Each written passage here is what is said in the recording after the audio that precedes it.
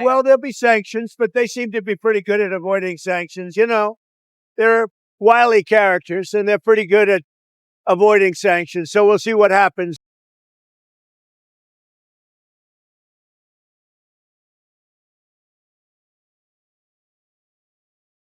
I've already put out a statement, and the answer is they are in the region, where they have to be. Did you say what Steve Witkoff's message will be to the Russians? Is there anything they can do to avoid sanctions at this point? Yeah, get a deal where people stop getting killed. They had a number that just came out that a tremendous number of Russian soldiers are being killed. And likewise, Ukraine, a lower number, but still thousands and thousands of people. And now we're adding towns where they're being hit by missiles. So it's a lot of people being killed in that ridiculous war. Mr. President, can you give us an update on Steve Witkoff in Russia and what happens on Friday if the deadline comes and Russia has not agreed to a ceasefire? Well, there'll be sanctions, but they seem to be pretty good at avoiding sanctions. You know, they're wily characters and they're pretty good at avoiding sanctions. So we'll see what happens. But Steve is focused right now on the border in terms of, we're talking about with Gaza, getting people fed. And he may be going, I think next week, Wednesday or Thursday, may be going to Russia. They would like to see him. They've asked that he meet. So we'll see what happens. Mr. President.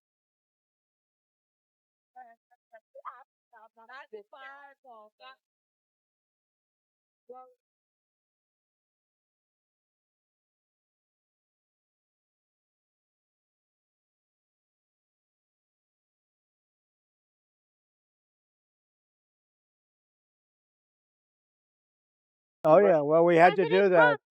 We just have to be careful. And a threat was made, and we didn't think it was appropriate.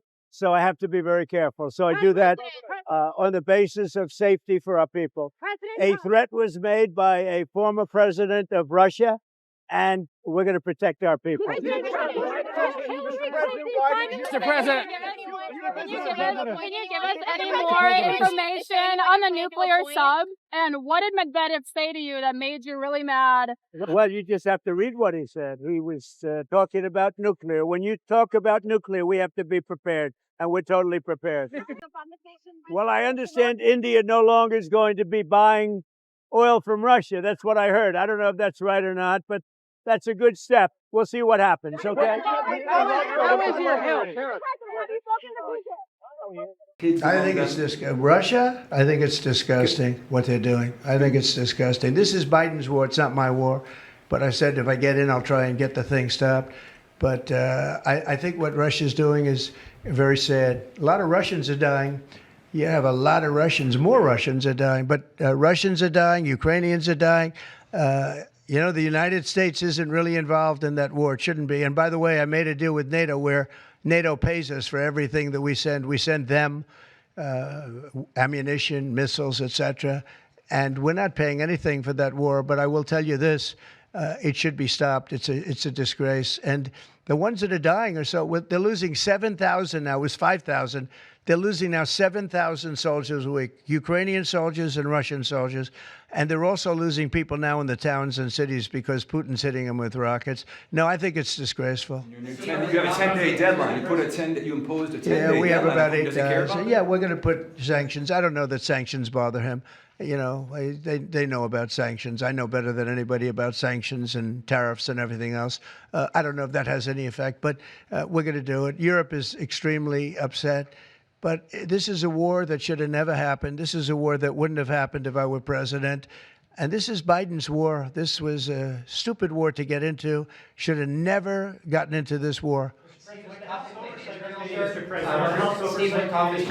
Yeah, going to Israel, and then he's going to Russia, believe it or not. Це був один із найбільш жорстоких російських ударів по Києву. 159 людей постраждали, звичайні будинки, підприємства, навіть одна із київських мечетей. Жодного військового сенсу. Багато хто у світі зараз підтримав Україну. Багато хто засудив російський терор. Їхні удари, їхню російську відмову завершувати війну. Давно є вже пропозиції припинення вогню, українські пропозиції, американські пропозиції. Багато хто в світі про це говорив росіянам. Щоразу Звідти тільки намагання виграти ще час для війни, ще час для терору. Інакше Росія не працює. І дуже важливо, що почала зараз тиснути на Росію перспектива нових санкцій. Санкцій сильних і не тільки проти самої держави-агресора. Всі російські фінанси, кожна схема, яка наповнює російський бюджет, має бути мішенню для світу. Тільки це переконає Москву реально працювати для миру. Україна вдячна Сполученим Штатам Америки, вдячна Європі, всім іншим нашим друзям у світі, хто прагне миру. Україна готова працювати максимально оперативно заради миру. Ми всі чітко розуміємо, які кроки потрібні. Розуміємо, хто в Росії може ухвалювати рішення. І саме тому Україна вкотре вже пропонує перейти з технічного рівня розмов, не обмінюватись заявами, а реально зустрітись на рівні лідерів. Я хочу подякувати президенту Трампу за готовність до такої зустрічі. Я вдячний всім, хто підтримав. Потрібна готовність Росії